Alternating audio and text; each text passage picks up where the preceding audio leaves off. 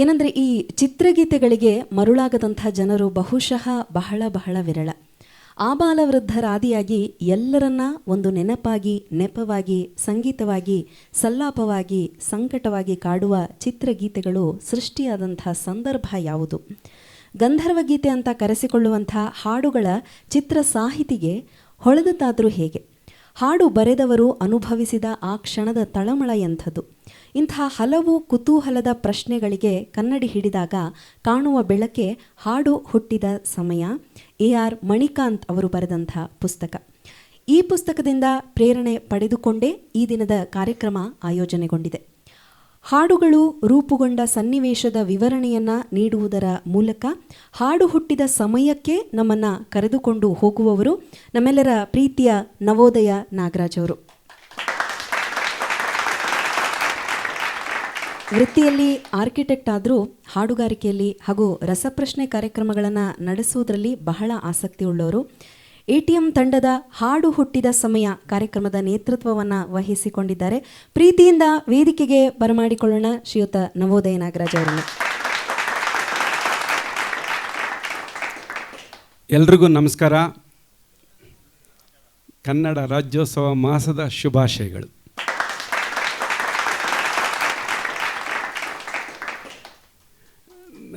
ನಾನು ಏನು ಪ್ರಯತ್ನ ಮಾಡಿದ್ರು ನಿಮ್ಮ ಗಮನ ಈ ಕಡೆ ಇರಲಿ ಅನ್ನೋದು ಮೂಲಭೂತವಾದ ನನ್ನ ಅಡ್ವೈಸ್ ನಿಮಗೆ.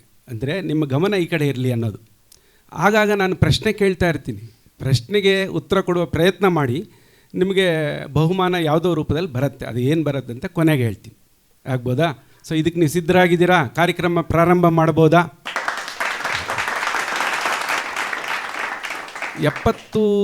80ರ ದಶಕದ ಬಗ್ಗೆ ನಾನು ಹೇಳ್ತಾ ಇದ್ದೀನಿ. 80-90ರ ದಶಕಗಳಲ್ಲಿ ನೀವು ಕನ್ನಡ ರಾಜ್ಯೋತ್ಸವ ಎಲ್ಲಿ ನಡೆದರೂ ಕೂಡ ನೀವು ಹೋಗಿದ್ದರೆ ಒಂದು ಕನ್ನಡದ ಹಾಡನ್ನು ನೀವು ಕೇಳಿರ್ತೀರ. ಆ ಹಾಡು ಇಲ್ಲದೇ ಯಾವ ರಾಜ್ಯೋತ್ಸವ ಕಾರ್ಯಕ್ರಮವೂ ಆಗೋದಿಲ್ಲ. ಅಂಥ ಹಾಡು ಯಾವುದಾದ್ರೂ ನೆನಪಿದೆಯಾ ನಿಮಗೆ?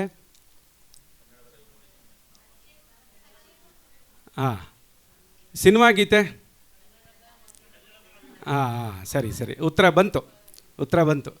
ಕನ್ನಡದ ರವಿ ಮೂಡಿ ಬಂದ ಈ ಹಾಡು ಇಲ್ಲದೇ ಯಾವ ರಾಜ್ಯೋತ್ಸವ ಇದು ಕಾರ್ಯಕ್ರಮಗಳು ಆಗ್ತಿರ್ಲಿಲ್ಲ ಅಲ್ವಾ?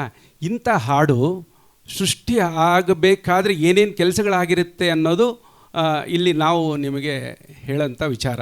ಇದನ್ನು ಒಂದು ಉದಾಹರಣೆ ಸಮೇತ ಹೇಳ್ತೀನಿ. ಈ ಹೋಟೆಲ್ ಕೃಷ್ಣಕುಮಾರ್ ಅವರ ಕಷ್ಟನ ಇವತ್ತು ನಾನು ನಿಮಗೆ ಹೇಳೋಕ್ಕೆ ಹೋಗ್ತಿದ್ದೀನಿ. ಏನು ಅಂದರೆ, ಬಿಸಿಬೇಳೆ ಭಾತ್ ರೆಡಿ ಆದ ತಕ್ಷಣ ತಿನ್ನೋದು ನಮಗೆ ಗೊತ್ತು, ಚೆನ್ನಾಗಿದೆ ಅಂತ. ಆದರೆ ಆ ಬಿಸಿಬೇಳೆ ಭಾತ್ ಮಾಡಬೇಕಾದ್ರೆ ಏನೇನು ಕಷ್ಟಗಳಿರುತ್ತೆ, ಯಾರ್ಯಾರು ಏನೇನು ಪಾರ್ಟ್ ಕೆಲಸ ಮಾಡಿರ್ತಾರೆ, ಅದೆಲ್ಲನ ತಂದು ಒಂದು ಕಡೆ ಕೊಡೋಂಥ ಕೆಲಸ ಆಗಿರುತ್ತೆ. ಕೊಟ್ಟಾಗ ನಮಗೆ ಚೆನ್ನಾಗಿದೆ ಅನ್ನೋ ಥರ ಈ ಹಾಡಿನ ಕಥೆನೂ ಅಷ್ಟೇ. ಹಾಡು ಎಲ್ಲ ಮುಗಿದ ಮೇಲೆ ಕೇಳೋಕ್ಕೆ ಭಾಳ ಚೆನ್ನಾಗಿರುತ್ತೆ. ಆದರೆ ಹಾಡು ಅದು ಸೃಷ್ಟಿ ಆಗಬೇಕಾದ್ರೆ ಸಂಗೀತ ನಿರ್ದೇಶಕರು, ಸಾಹಿತಿ, ಆಮೇಲೆ ಗಾಯಕರು ಎಲ್ಲ ಥರದವರು ಬೇಕಾಗ್ತಾರೆ. ಈ ಸಾಹಿತ್ಯ ಹುಟ್ಟಬೇಕಾದ್ರೆ ಯಾವುದೋ ಒಂದು ವಿಶೇಷ ಸಂದರ್ಭದಲ್ಲಿ ಆ ಒಂದು ಸಾಲುಗಳು ಉಳಿದಿರುತ್ತೆ. ಇದನ್ನು ನಾವು ತಿಳ್ಕೊಂಡಾಗ ಆ ಹಾಡಿನ ಬೆಲೆ ಇನ್ನೂ ಜಾಸ್ತಿ ಆಗತ್ತೆ. ಇವತ್ತು ಅಂಥ ಹಲವು ಹಾಡುಗಳ ಹಿನ್ನೆಲೆಯನ್ನು ತಿಳ್ಕೊಳ್ಳೋಂಥ ಪ್ರಯತ್ನ ಮಾಡೋಣ. ಇದು ಈ ಹಾಡು ಹುಟ್ಟಿದ ಸಮಯ. ನಮ್ಮ AR ಮಣಿಕಾಂತ್ ಅವರು ಈ ಥರ ವಿಶೇಷ ಸನ್ನಿವೇಶಗಳನ್ನು ಭಾಳಷ್ಟು ಕಲಾವಿದರ ಜೊತೆ, ತಂತ್ರಜ್ಞರ ಜೊತೆ ಸಂದರ್ಶನ ಮಾಡಿ ತಿಳ್ಕೊಂಡು ಇದು ಬರೆದಂಥ ಪುಸ್ತಕ. ತುಂಬ ಆಸಕ್ತಿದಾಯಕವಾಗಿತ್ತು. ನಾನು ಇದನ್ನು ಸುಮಾರು 3-4 ವರ್ಷದ ಕೆಳಗಡೆ ಓದಿದ್ದೆ. ಈ ದಿನ ನಿಮ್ಮ ಮುಂದೆ ಅದರಲ್ಲಿರುವ ಕೆಲವು ಹಾಡುಗಳನ್ನು ಮತ್ತು ಇನ್ನೂ ಉಳಿದ ವಿಶೇಷ ಹಾಡುಗಳನ್ನು ನಿಮ್ಮ ಮುಂದೆ ನಾವು ಪ್ರಸ್ತುತಪಡಿಸ್ತೀವಿ ATM ತಂಡದ ಮೂಲಕ. ಮೊದಲೇ ಹಾಡು ಕನ್ನಡದ ರವಿ ಮೂಡಿ ಬಂದ. ಇದು ತಾಯಿಯ ಮಡಿಲಲ್ಲಿ ಚಿತ್ರದಲ್ಲಿ ಅಳವಡಿಸಲಾಗಿದೆ. B. ಸುಬ್ಬರಾವ್ ನಿರ್ದೇಶಕರು ಮತ್ತು ಸತ್ಯಂ ಸಂಗೀತ ನಿರ್ದೇಶಕರು. ಅಲ್ಲಿ ಉದಯ್ ಶಂಕರ್ 3 ಹಾಡುಗಳನ್ನ ಬರೆದಿರ್ತಾರೆ. ಈ ವೇದಿಕೆಯಲ್ಲಿ ಆ ಒಂದು ಸಿನಿಮಾ ನಿಮಗೆ ನೋಡಿದರೆ ತಾಯಿಯ ಮಡಿಲಲ್ಲಿ, ಅಲ್ಲಿ ವೇದಿಕೆ ಮೇಲೆ ಒಂದು ಹಾಡು, ವಾರ್ಷಿಕೋತ್ಸವದ ಹಾಡು ಬರುತ್ತೆ. ಸೊ ಅದನ್ನು ವಿಶೇಷವಾಗಿ ಕನ್ನಡದ ಗೀತೆಯನ್ನಾಗಿ ಮಾಡೋಣ ಅಂತ ನಮ್ಮ ಅಬ್ಬಾಯಿ ನಾಡು ಅವರು ತೀರ್ಮಾನ ಮಾಡಿದಾಗ, ಈ ಥರ ವಿಶೇಷ ಹಾಡುಗಳನ್ನ ಬರೆಯೋರು ಯಾರು ಅಂತಂದರೆ CV ಶಿವಶಂಕರ್ ಅವರು. ಅವ್ರು ಈಗಾಗಲೇ ಒಂದು ನಮ್ಮ ಊರು ಚಿತ್ರದಲ್ಲಿ ಬರೆದಿರ್ತಾರೆ, ಪೋಗದರಿ ಸೋದರರೇ ಅಂತ. ಆ ಥರಕ್ಕೋಸ್ಕರ ಇವ್ರನ್ನ ಕರೆಸ್ತಾರೆ. ಇವರು ಅಲ್ಲಿಗೆ ಬಂದಾದಮೇಲೆ ವಿಚಾರ ತಿಳ್ಕೊಂಡು ಒಂದು ದಿವಸ ಟೈಮ್ ತಗೋತಾರೆ. ಈ ಥರ ವೇದಿಕೆ ಮೇಲೆ ಕನ್ನಡ ರಾಜ್ಯೋತ್ಸವದ ಹಾಡನ್ನು ಬರೆಯೋಣ ಅಂತ. ಮನೆಗೆ ಹೋಗ್ತಾರೆ, ಅವರಿಗೆ ನಿದ್ದೆ ಮಾಡಿದಾಗ ನಿದ್ದೆಯಲ್ಲಿ ಬರೀ ಇವೇ ಕನಸುಗಳೇ ಕಾಣ್ತಾ ಇರ್ತಾರೆ. ಏನು ಕನಸು? ಕನ್ನಡದ ಭವ್ಯ ಏನೋ ಕಾಡಿದೆ, ದೃಶ್ಯಗಳಿದೆ, ಇನ್ನೊಂದಿದೆ, ಜೊತೆಗೆ ರಾಜರು ಯಾರ್ಯಾರಿದ್ದಾರೆ, ಶಾಂತಲೆ ಎಲ್ಲ ನೆನಪಿಗೆ ಬರ್ತಾರೆ, ಚೆನ್ನಮ್ಮಾಜಿ ನೆನಪಿಗೆ ಬರ್ತಾರೆ, ರನ್ನ ಜನ್ನ ಪೊನ್ನ ಎಲ್ಲರೂ ಜ್ಞಾಪಕ ಬರ್ತಾರೆ. ಈ ಜ್ಞಾಪಕ ಬಂದಿದ್ದನ್ನು ಇಟ್ಕೊಂಡವರು ಬೆಳಗ್ಗೆನೇ ಕೂತ್ಕೊಂಡು ಒಂದೊಂದು ಚರಣನ ಬರಿತಾ ಹೋಗ್ತಾರೆ. ಆ ನೆನಪಿನ ಶಕ್ತಿ, ಕನಸಿನಲ್ಲಿ ಬಂದಂಥ ವಿಷಯಗಳನ್ನೆಲ್ಲ ನೆನಪು ಮಾಡಿಕೊಂಡು ಬರೆದಂಥ ಹಾಡು. ಮೊದಲನೇ ಚರಣದಲ್ಲಿ ಅವರು ಕನ್ನಡ ಚಳವಳಿ ಬಗ್ಗೆ ಬರೀತಾರೆ. ಎರಡನೇ ಚರಣದಲ್ಲಿ ಕರ್ನಾಟಕದ ವೈಭವವನ್ನು ಅವರು ಉದಾಹರಣೆ ಥರ ಸಮೇತ ತೋರಿಸ್ತಾರೆ. ಮೂರನೇ ಚರಣದಲ್ಲಿ ರಾಣಿಯರು, ಕವಿಗಳು ಮತ್ತು ನದಿಗಳು ಇದ್ರ ಬಗ್ಗೆ ಬರೀತಾರೆ. ಒಟ್ಟಿನಲ್ಲಿ ಈ ಹಾಡು ತುಂಬ ವಿಶೇಷವಾದ ಹಾಡು ಅಂತ ನಮಗೂ ಅನಿಸುತ್ತೆ. ಈ ಹಾಡನ್ನು ನಿಮ್ಮ ಮುಂದೆ ಈಗ ನಮ್ಮ ATM ತಂಡ ಪ್ರಸ್ತುತಪಡಿಸ್ತಾ ಇದೆ.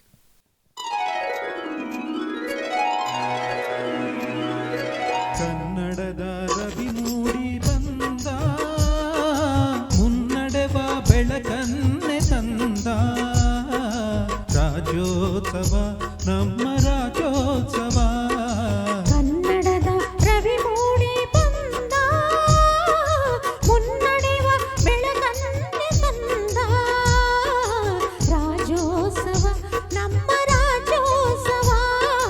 ರಾಜ್ಯೋತ್ಸವ ನಮ್ಮ ರಾಜ್ಯೋತ್ಸವ.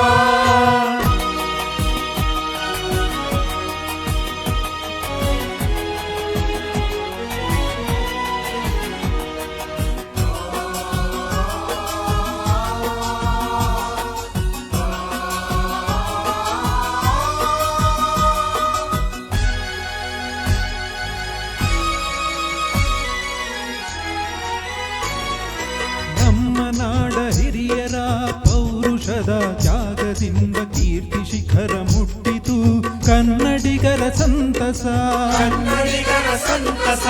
ನಮ್ಮ ನಾಡ ಹಿರಿಯರ ಪೌರುಷದ ತ್ಯಾಗದಿಂದ ಕೀರ್ತಿ ಶಿಖರ ಮುಟ್ಟಿತು ಕನ್ನಡಿಗರ ಸಂತಸ.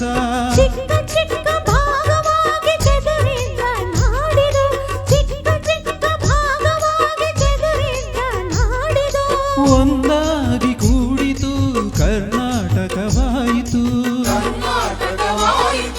ಕನ್ನಡದ ರವಿ ಮೂಡಿ ಬಂದ, ಮುನ್ನಡೆವ ಬೆಳಕನ್ನೆ ತಂದ, ರಾಜ್ಯೋತ್ಸವ ನಮ್ಮ ರಾಜ್ಯೋತ್ಸವ.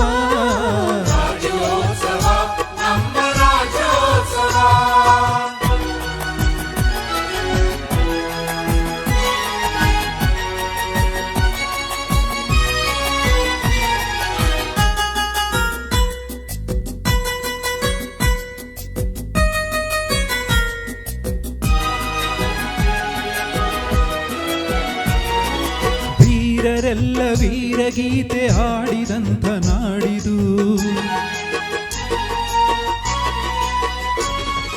ಸಿರಿ ತಂದ ಅರಸರು ಮೆರೆದಂಥ ನಾಡಿದು. ವೀರರೆಲ್ಲ ವೀರಗೀತೆ ಹಾಡಿದಂಥ ನಾಡಿದು, ಸಿರಿ ತಂದ ಅರಸರು ಮೆರೆದಂಥ ನಾಡಿದು.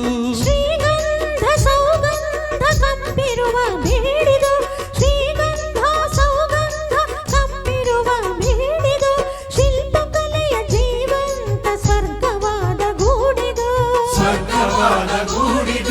ಕನ್ನಡದ ರವಿ ಮೂಡಿ ಬಂದ, ಮುನ್ನಡೆವ ಬೆಳಕನ್ನೆ ತಂದ, ರಾಜ್ಯೋತ್ಸವ ನಮ್ಮ ರಾಜ್ಯೋತ್ಸವ.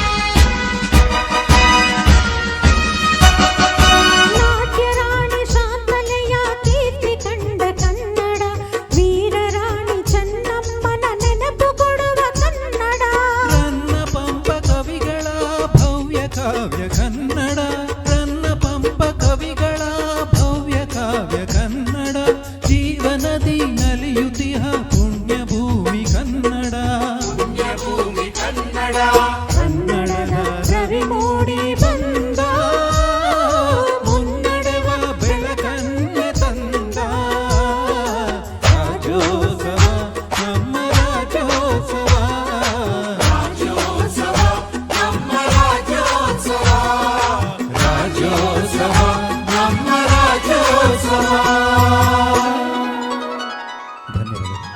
ಧನ್ಯವಾದಗಳು.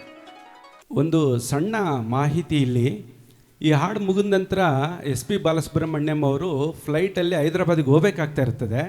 ಆದರೆ ಅವರು ಟಿಕೆಟ್ ಹರಿದ್ಬಿಟ್ಟು ಹೋಗೋದೇ ಇಲ್ಲ. ಯಾಕೆ ಅಂತಂದರೆ ನಮ್ಮ ಸಿ ವಿ ಶಿವಶಂಕರ್ ಅವರು ಕಂಡುಹಿಡಿತಾರೆ. 2ನೇ ಚರಣನ ಎಸ್ ಪಿ ಬಿ ಅವರು ಸರ್ ಅದು ಕೆಳಸ್ತರದಲ್ಲಿ ಹಾಡಿದರು ಅಂತ ಇದೆ, ಅದನ್ನು ನೀವು ಸ್ವಲ್ಪ ತೋರ್ಸೋಕ್ಕಾಗತ್ತಾ? 2ನೇ ಚರಣನ ಅವರು ಕೆಳಸ್ತರದಲ್ಲಿ ಹಾಡಿರ್ತಾರೆ. ಸಂಗೀತ ಸತ್ಯಮ್ಮು ಅದನ್ನು ಒಪ್ಕೊಂಬಿಟ್ಟಿರ್ತಾರೆ. ಆದರೆ ಶಿವಶಂಕರ್ ಅವರಿಗೆ ಇದು ದೇಶಭಕ್ತಿ ಗೀತೆ ಥರ, ಇದು ಹೈ ನೋಟ್ ಎತ್ತರದ ಸ್ತರದಲ್ಲಿ ಅಂತ. ವೀರರೆಲ್ಲ ವೀರಗೀತೆ ಹಾಡಿದಂಥ ನಾಡಿದು, ಈ ಥರ ಇತ್ತು. ಮತ್ತೆ ಹೈ ಸ್ವರದಲ್ಲಿ ಹಾಡಿದಾಗ ಈಗ ನಾನು ಹಾಡಿರೋ ರೀತಿ ಅಂತ ಹೇಳಿದ್ರೆ, ವೀರರೆಲ್ಲ ವೀರಗೀತೆ ಹಾಡಿದಂಥ ನಾಡಿದು. ಖಂಡಿತ ಈ ಥರನೇ ಇವಾಗ ನೀವು ಹಾಡು ಕೇಳಿದ್ದು ಕೂಡ ಇದೇ ಥರ. ಒಂದು ಫ್ಲೈಟ್ ಹೋಗೋದು ಕ್ಯಾನ್ಸಲ್ ಆದರೂ ಪರವಾಗಿಲ್ಲ, ಹಾಡು ತುಂಬ ಚೆನ್ನಾಗಿ ಬರಬೇಕನ್ನೋದು ಈ ವಿಷಯವಾಗಿ ಇತ್ತು. ಧನ್ಯವಾದಗಳು.